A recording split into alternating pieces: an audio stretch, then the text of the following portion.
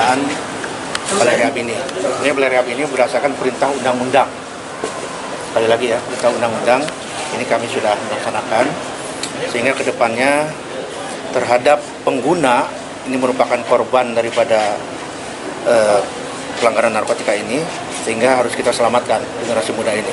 Dengan adanya balai rehab ini, mungkin nanti bisa dilakukan pengobatan terhadap yang bersangkutan selama sesuai dengan hasil asesmen dari BNN atau BNK. Ya, saya kira rehab nafza ini memang harus kita dukung ya. Ini kan untuk juga generasi Aceh Singkil.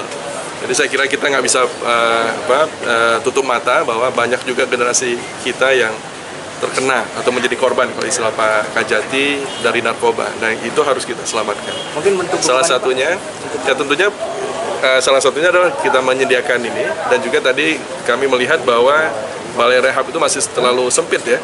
Jadi jangan sampai nanti malah yang di rehab di sana jadi stres. Ya. Jadi saya kira mungkin nanti ada pengembangan sesuai standar bagaimana balai rehab itu adanya. Tapi alhamdulillah Pak, Aceh Singkil makin luar biasa Pak. Amin. Amin, dengan dukungan. Bambang Bahtiar, Kepala Kejaksaan Tinggi Aceh, resmikan Balai Rehabilitasi Nabja Adiaksa di Rumah Sakit Umum Daerah Kabupaten Aceh Singkil pada Senin siang tanggal 6 Februari tahun 2023. Kepala Kejaksaan Tinggi Aceh datangi Kabupaten Aceh Singkil untuk hal yang paling penting bagi generasi muda di Kabupaten Aceh Singkil. Khususnya generasi muda di Kabupaten Aceh Singkil yang terkena dampak narkoba. Bambang Bahtiar sampaikan pesan kepada masyarakat bahwa rehabilitasi adalah perintah yang berdasarkan undang-undang. Pengguna narkoba adalah korban yang bisa diselamatkan melalui rehabilitasi. Korban dari dampak pelanggaran tersebut bisa direhabilitasi melalui asesmen dari BNN. Ya. Katanya untuk pemula atau untuk seluruh gitu. Kalau ini pemula, ini pengguna yang memang menggunakan kan ada kadarnya sudah diatur di bawah 1 gram ya. Penggunaan itu kemudian berdasarkan hasil asesmen dari BNNK maupun BNNP maupun BNN untuk dilakukan rehabilitasi. Untuk biasa Pak sudah ada berapa Pak balai nafza ini? Kalau selama ini yang sudah berjalan, kami kemarin meresmikan di Aceh Tamiang, dan alhamdulillah sudah ada 4 yang kita lakukan eksekusi rawat inap kan itu. Ini hampir berjalan sudah hampir 5 bulan mau ke 6 bulan. Anggarannya dari anggaran negara lah.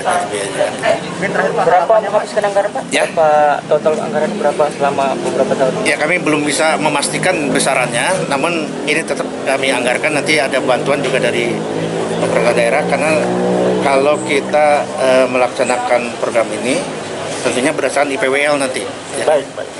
Ini terakhir Pak, harapannya Pak untuk gedung nafza ini dengan Ya. adanya gedung nafza ini, Ya. nafza ini harapannya ke depannya?